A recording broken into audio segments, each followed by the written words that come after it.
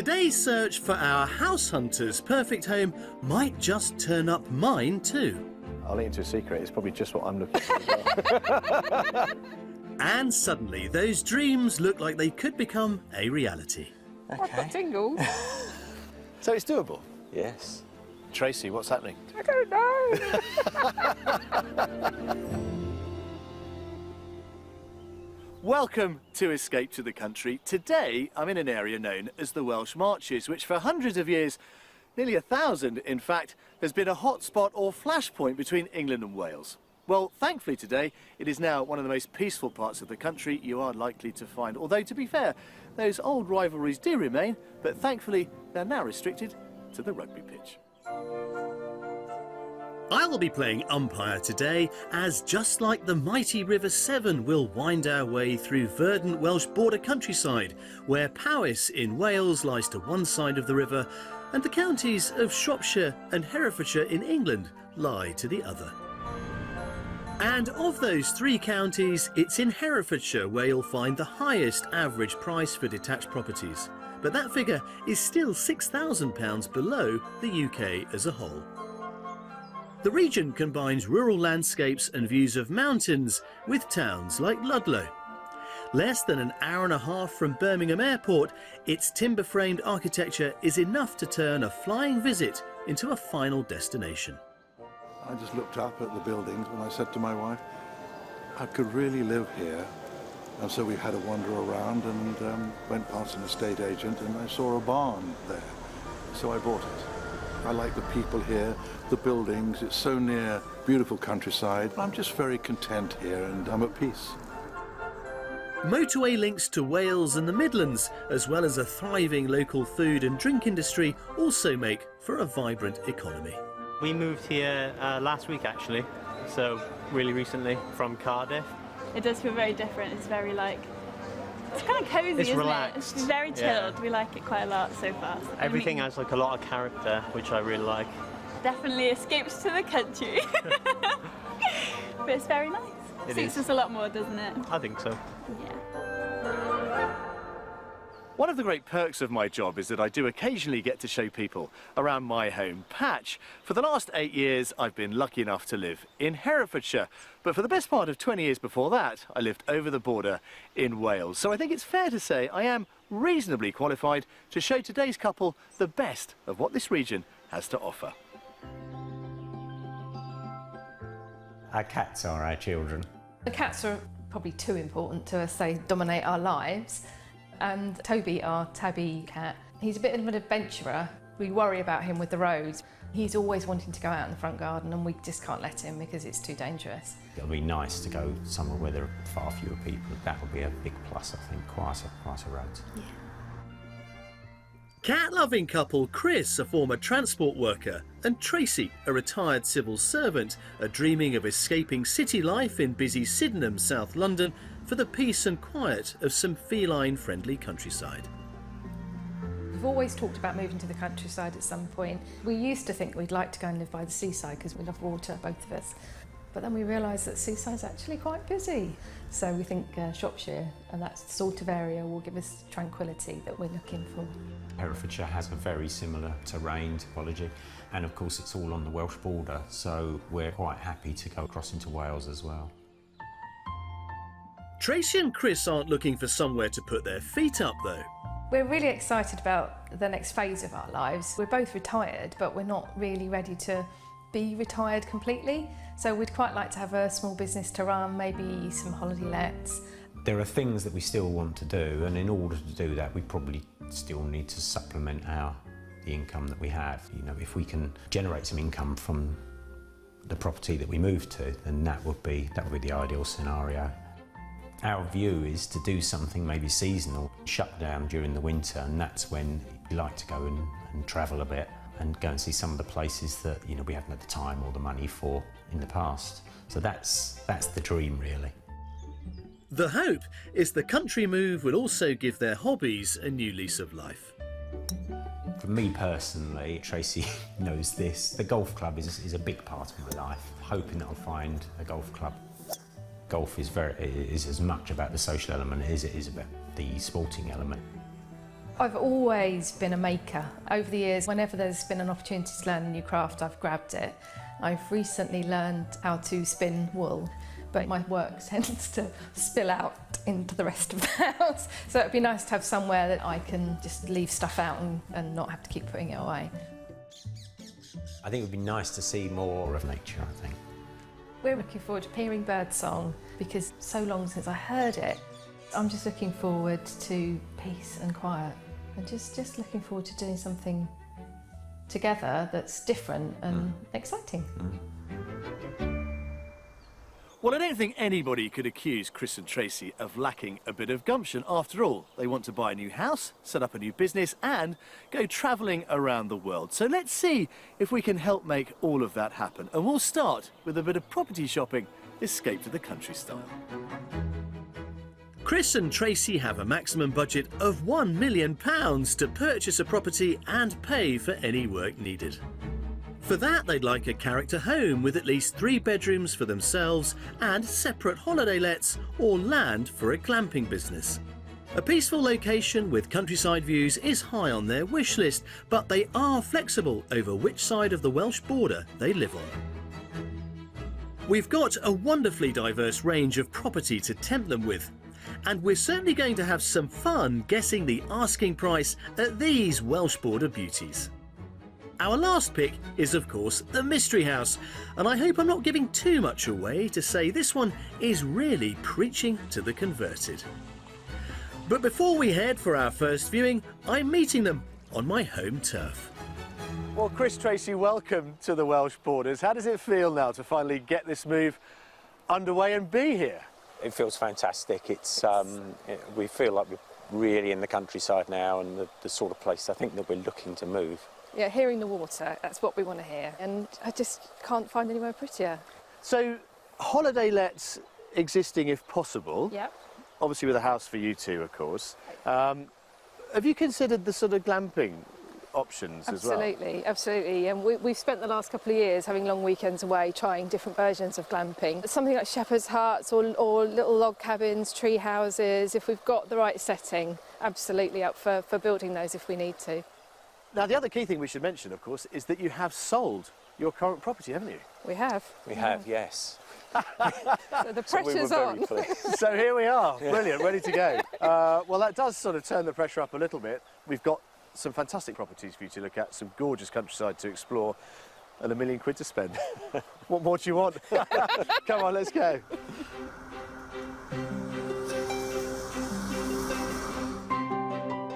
We're getting this house hunt started in Shropshire with a property in the hamlet of Guildon Down. 1.5 miles away is Clun, one of the smallest towns in Shropshire with fewer than 700 permanent residents. But size isn't everything, and the pretty streets pack in enough character and interest to attract a steady flow of visitors. Take a picture-perfect shot of the old stone bridge from the suitably named postcard cafe, or be spoilt for choice with a good selection of welcoming pubs. It's just 1.5 miles down quiet country roads to reach Guildon Down and the house we're here to see. Right then, Tracy and Chris, we thought we'd start with this one. Wow. You've got this lovely old barn here and this long outbuilding here. The current owners bought this about 32 years ago. They are builders. They are experts in reclamation and in working on period properties. Now, this bit is finished to an exceptional level. That bit, as you can probably tell, is still very much a work in progress. And what they have built, effectively, is a property which, to all intents and purposes, looks like an historic listed building, but which isn't listed. Oh, that's good. OK. Can't wait to get inside. Stunning. I'll let you into a secret. It's probably just what I'm looking for as well. Come and have a look. Starting in the completed part of the home, a corridor runs the length of the single-storey section. Come for a wander. At the far end of which is an impressively characterful reception room with a fabulous vaulted ceiling. This amazing place. It's really cosy. Beautifully done, isn't it? I could honestly see this as a very much a lovely sitting room. Yeah. And this vaulting, of course, is gorgeous as well, Yeah. making use of that single-storey element. But, of course, most of what you see in here has been put into it within what was just a bare shell, pretty much. No, it's beautiful. It's You wouldn't stunning. know that this has been created. Yeah. But then every property was created at some point. Yeah, it's true. So I don't think it's fake. I just think it's a really good job. Back along the corridor we find a guest bedroom, a double with a recessed window and a door to a walk-in wardrobe.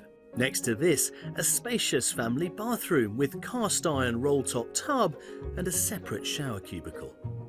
Then a handy boot room with garden access and onto what can only be described as a one-of-a-kind kitchen diner.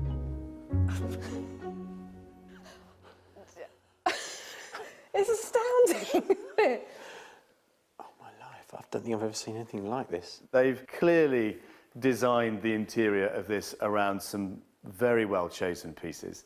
It's not often, but I am genuinely speechless. It's unique, isn't it? It's just beautiful. Our dining table actually would be Sit perfect in here, wouldn't it? It would, yeah. We didn't think it would ever go in a kitchen. It's just gobsmacking, isn't it? Through that door, you'll find the snug.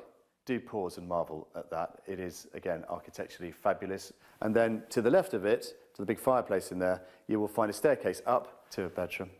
Go and have a look at that. And when you finish there, take your time. I will meet you in the courtyard outside. Okay. Okay. After you. Thank you. This is a genuinely exceptional building, and I can already hear the wows that are going on in the snug there. Wow. Look at the fireplace. This snug lies within the attached brick and stone barns section of the property. Then, directly above this reception space, reached by a solid oak staircase, is a second guest bedroom. Oh, wow. Every room's a Stunning, surprise. isn't it? Absolutely stunning. It's just so clever. It shouldn't work, but it does. It's beautiful. Absolutely stunning. Really nice size. I can't take it all in.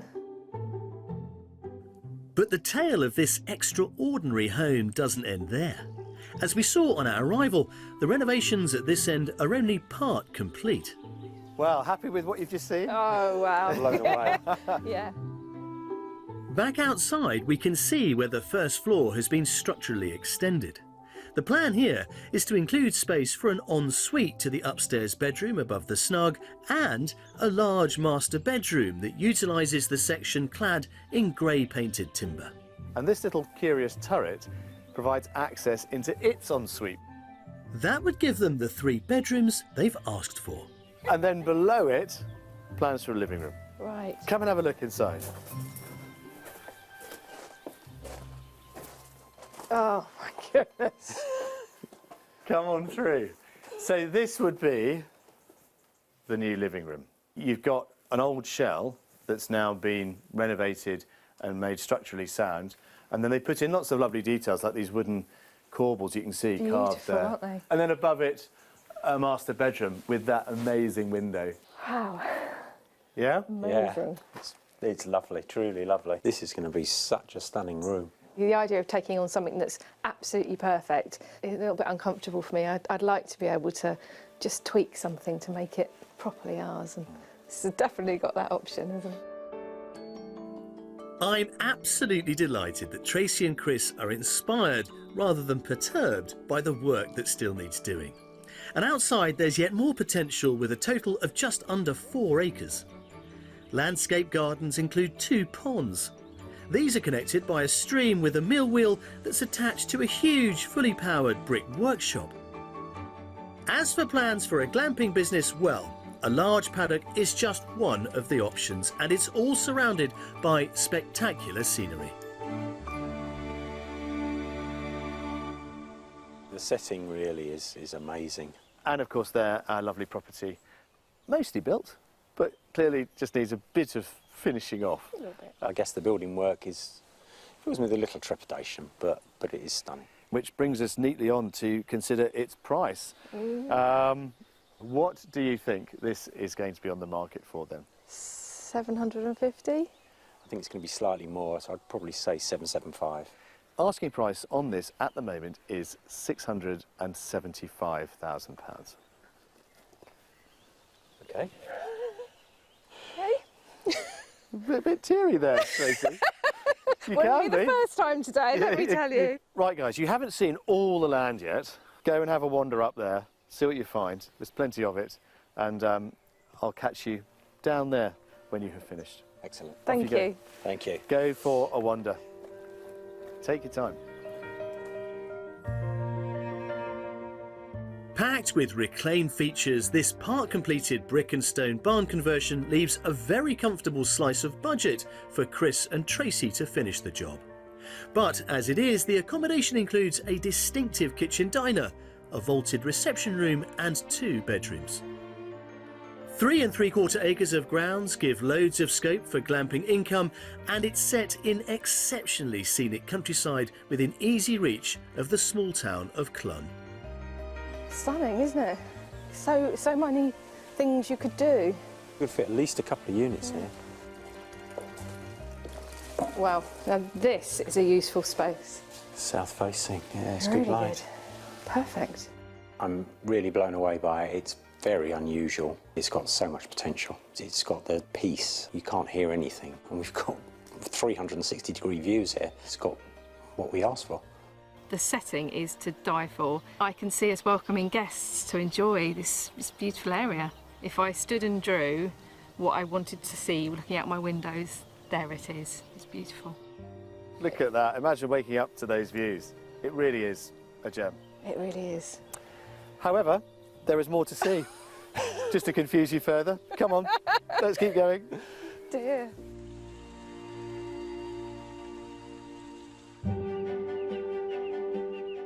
If, like Chris and Tracy, you enjoy being by water, the Welsh border counties are the place to be.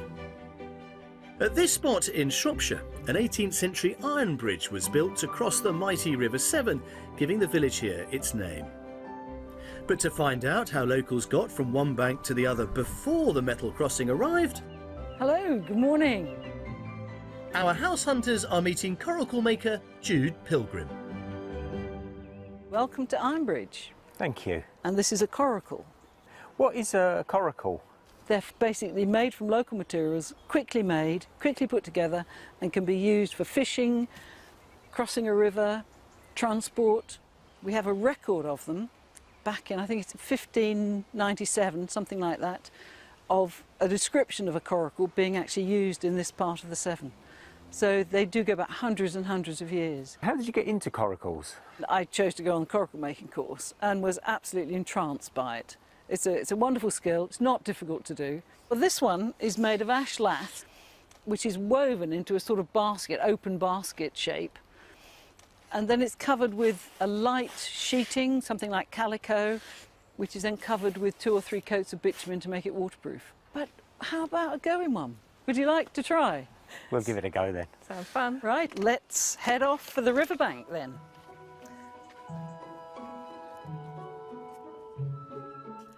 Jude starts by showing Chris and Tracy the basics. When you step in, you always step into the middle of the boat, like that, and quickly sit down. You spread your feet apart for balance.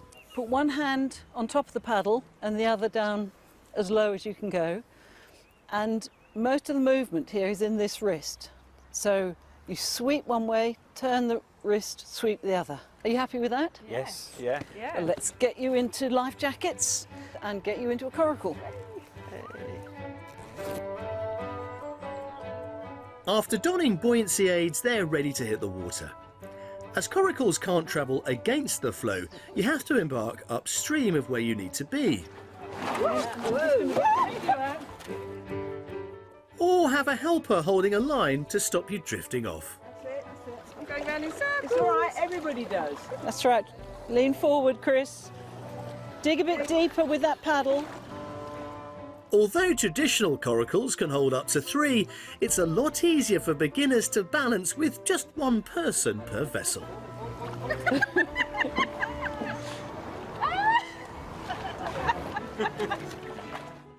In the past, villagers fished from these by holding a net between 2 boats.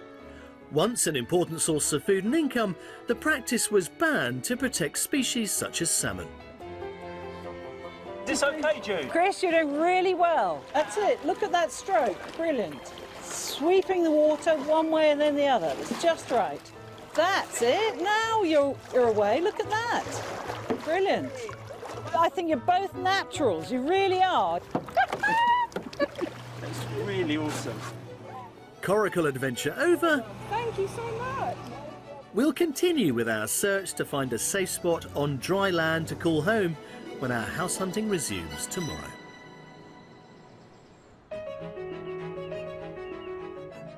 I'm helping Chris and Tracy make the move from Sydenham, South London, to my neck of the woods in the Welsh borders. Given £1 million budget to play with, we've already seen property to pique all our interests. Still to come, I turn my hand to an old building trade. That is actually quite therapeutic, yeah. And our mystery house is simply divine. It's really lovely. Well, if we learned anything yesterday, it is that both Chris and Tracy are determined that their new home should be imbued with as much sense of history and character as is possible. But clearly, our final two offerings today have more than got their work cut out, given their reaction to property number one. So what have we got? Well, we'll finish up with a beautiful example of rural Victorian architecture that more than deserves its place as our mystery house. But first, a sprawling country classic that I think gives them bags of character and, crucially, that all-important business potential.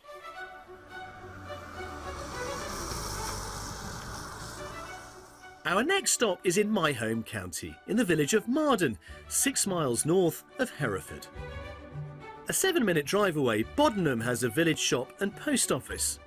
Architecture aficionados can delight in a pick and mix of eras and styles. And a couple of miles down country lanes is Marden, where we find our next property. Wow. Any indication to you as to why we've picked this one? It looks like it might have a bit of a business up and running. It absolutely does. You've got what would be your house here, the white bit, Pretty. and then over here, this lovely kind of ochre timber-framed building, which has got two-bedroom holiday cottages wow. in it that are raring to go. Ooh. Dating to the 16th century, the two attached timber frame holiday cottages are an ongoing business with a turnover of around £30,000 a year. Both occupied with paying guests at present, we won't be looking inside them together today. So our tour starts with the main house in the large reception room. Right then, guys, come on in and tell me what you think.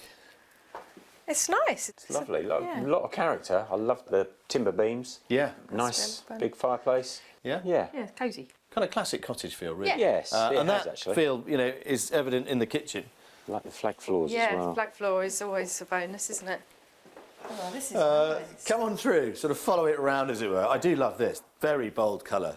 I probably wouldn't have been brave enough to choose that myself, but it absolutely works. It's lovely. It is lovely. It's got a lovely feel.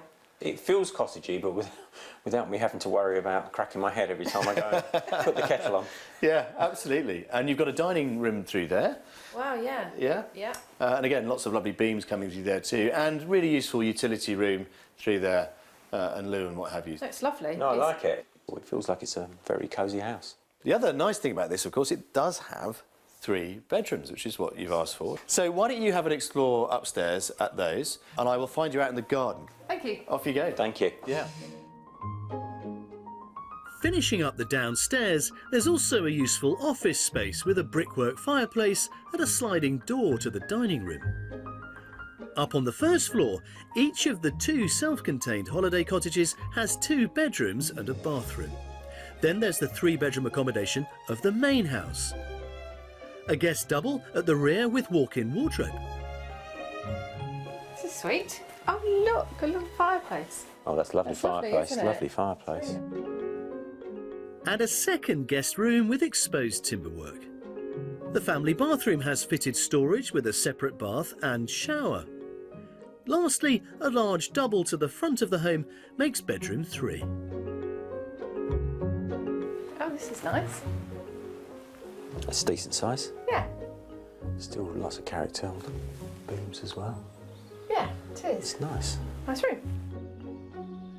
Well, while Chris and Tracy explore upstairs, which I hope will give them everything they're after, they wanted 3 bedrooms, 3 it has.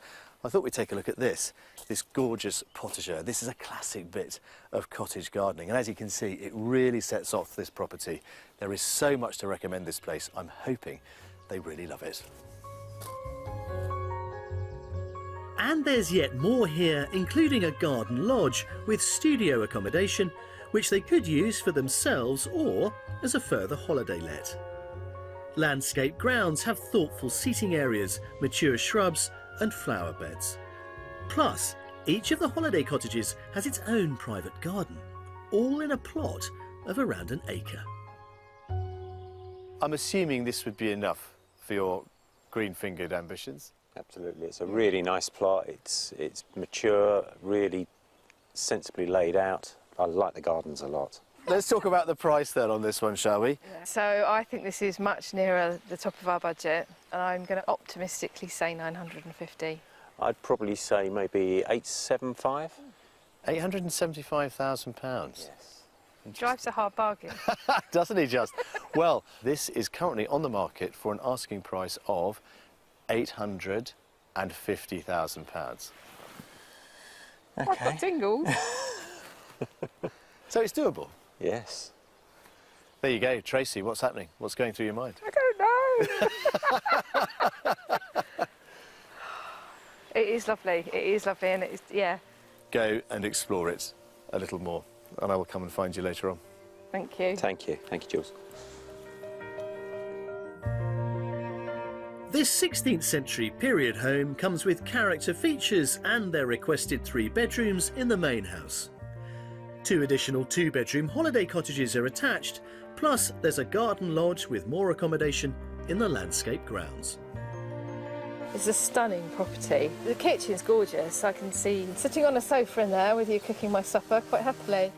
I think the living space downstairs are, really nice sizes. They're the sort of place that you could see yourself tucking into in winter and being very cosy indeed. The letting properties, if they're popular, they're clearly doing their job.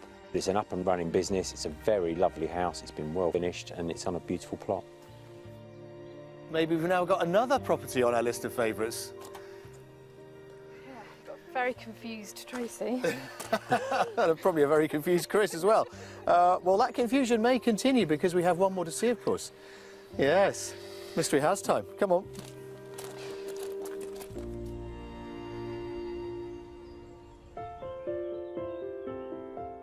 Whichever part of the Welsh borders you'd like to escape to, there's an incredible selection of property on offer. And in the Herefordshire hamlet of Bush Bank, you needn't break the bank. This charming detached cottage could be yours for £310,000. It has 3 bedrooms and lovely gardens with views to the hills. But if you're after a short taster of the Welsh borders area, Cynefin retreats near Hay-on-Wye have cosy cabins built from locally sourced materials. Enjoy the warmth of a log-burning stove or luxuriate in the hot tub, whatever the weather.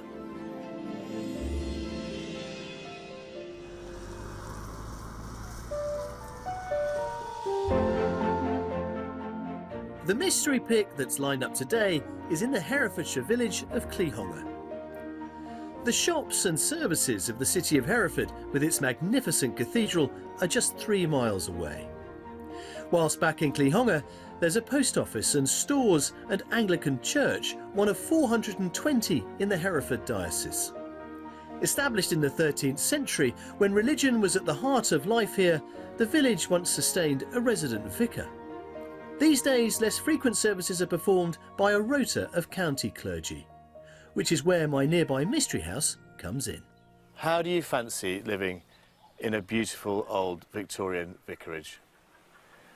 I've always had a bit of a thing for vicarages. Vicarages, not vicars.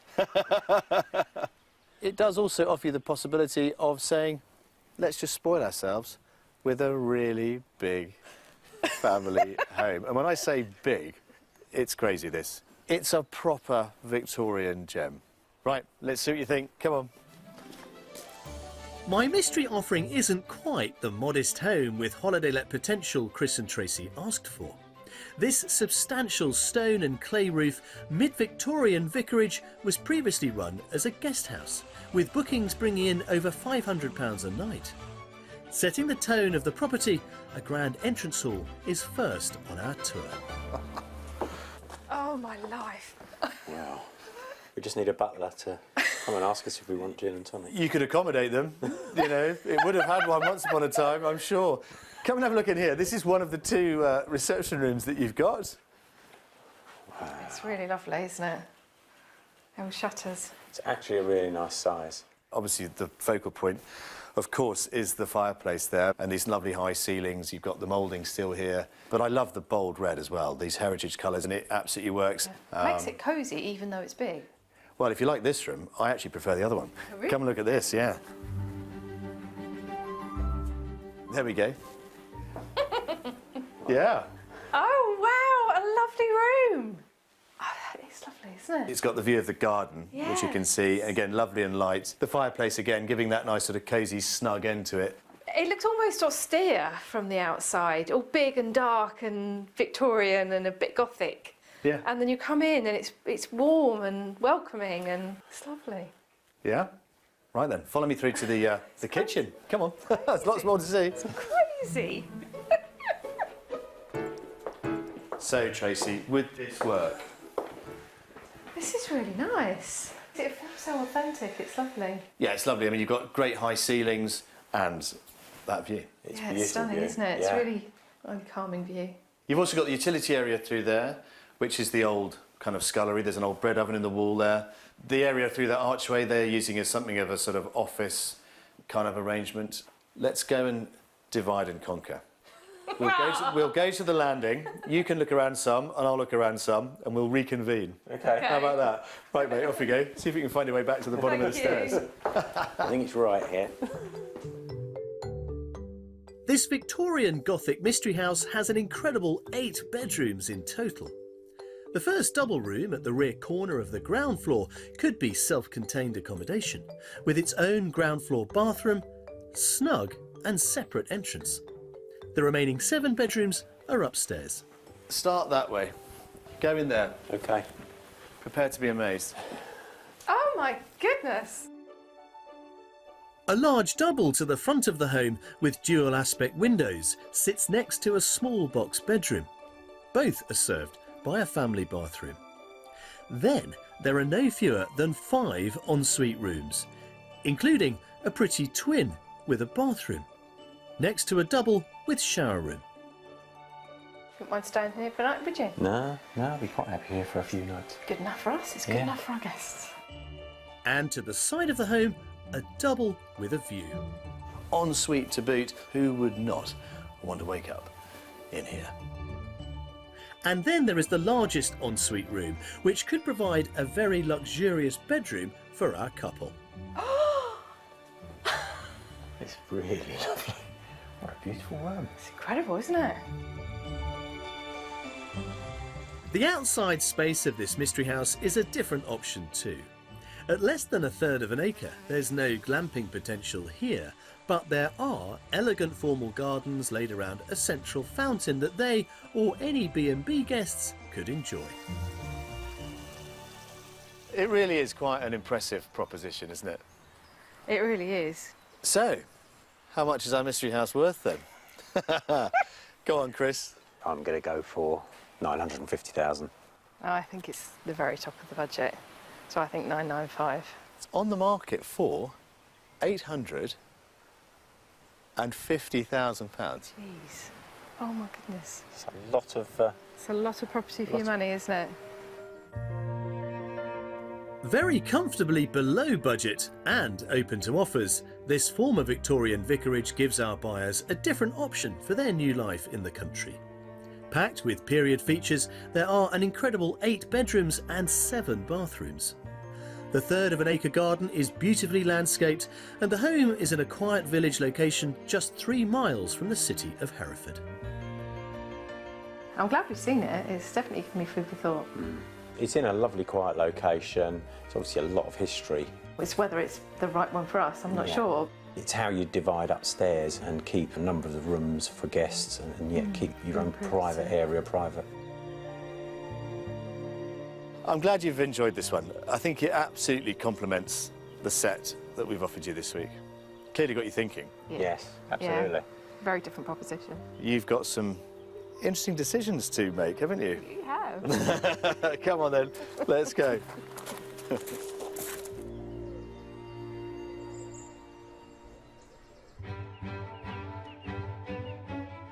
When it comes to historic homes and buildings, we have an embarrassment of riches here in the Welsh border counties. But preserving these treasured properties calls for expertise, and it's a subject that's long fascinated me. So it's a real treat to visit this traditional building skills company in Clifford, Herefordshire, to meet with founder John Munro. John, morning, how are you? Good morning, Jules. Oh, this is my kind of place. This is gorgeous. Oh, the smell of the wood, the workshop. Clearly an awful lot happens in here. But give us a sense of how you started out with this traditional skills company. I've been working on buildings for the past sort of 15, 20 years now. I very quickly became a huge fan of some of the heritage buildings. The move into the sort of conservation and heritage area was driven really by feeling like there was a kind of lack of character to some of the conversions and renovation works that, you know, I was carrying out at the time. So I progressed into working on buildings but doing it properly, and then the company that we run now was sort of naturally formed. I get a great joy trotting around the country looking at so many beautiful historic properties, and I'm always fascinated as to how you go about repairing them. I love getting hands-on, so I'd love to meet some of the lads if I can and get a sense of what you do here and see some of the skills that you've been practicing in action. Absolutely. If you want to head over to the workshop, you can meet up with Paul and Chris and they'll show you how to make a peg. Brilliant. Thanks a lot, mate. OK, thanks, Jules. Timber frame building restoration is one of the specialities of the company. Tutor Chris is showing me and apprentice Paul the art of making a key part in their construction, a wooden peg. So we're going to get some nice sort of pieces that we can whack through this here. And this is seasoned oak you're using? Yeah. OK. Yeah. Blade along the bottom, and it needs to be quite blunt as well, so you're actually following the grain of the wood rather than severing the grain. So that's where you're getting your strength in that peg from. Yeah. There we go. Wooden pegs are used to secure the joints between large pieces of timber in traditional construction, so making them correctly is an essential skill. Ah, just like that. Next, the oak piece has to be bashed through a sharp metal cutter. What's emerged? Look at that. There we go. To create a rounded peg. So it's a kind of machine tool there. Yes. That's really sharp. And then that will just form us a nice tube. Yes. Well, you've got to get that a fair whack, haven't you?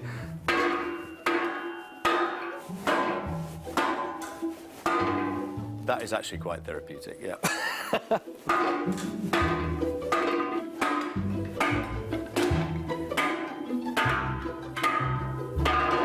Wow, look at that. Bingo. Yeah. That is fantastic. I've never seen that device before, but it's so simple, isn't it? Brutal, but effective. To taper one end so that it can be driven into a hole to secure pieces of timber, I'm using a shave horse, something little changed since the Middle Ages. Now, I have used one of these in the past. I do love it. Oh, it is, yes, it's quite firm, that oak, isn't it? Yes. I use my feet to hold and release the clamp that grips the wood and work the knife towards myself at an angle to the peg. So, Chris, what do you think so far? Pretty good. Sort of working. Probably better than my first effort. Right then, we're sort of getting there, actually. You're doing very well. There we are. Great, great. How's that? That's pretty good. I think you can come back. Fabulous. Well, I hope that does make its way into one of your renovations. Cheers, fellas. Thank you. I'll leave you that one. Put it where you will.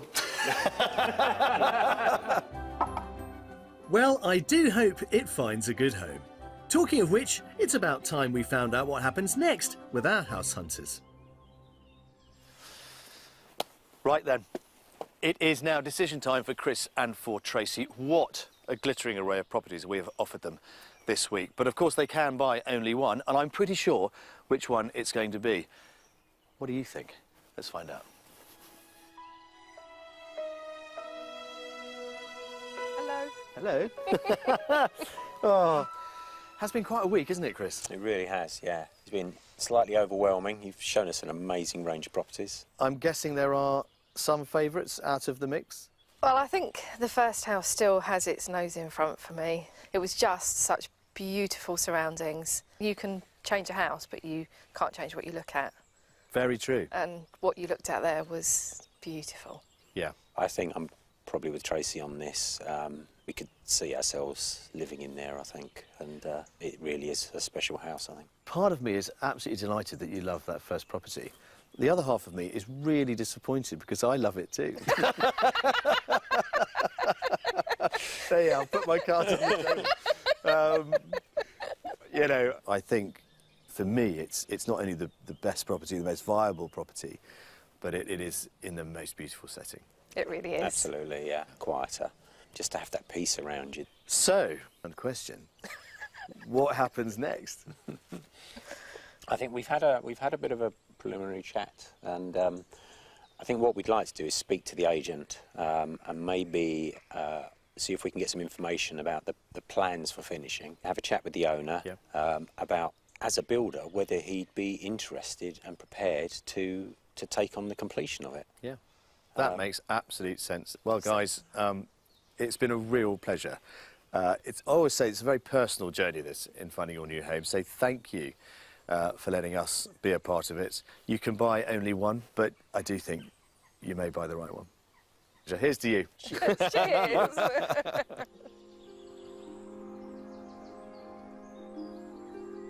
Well, what a fantastic week this has been, and thankfully we have come up trumps.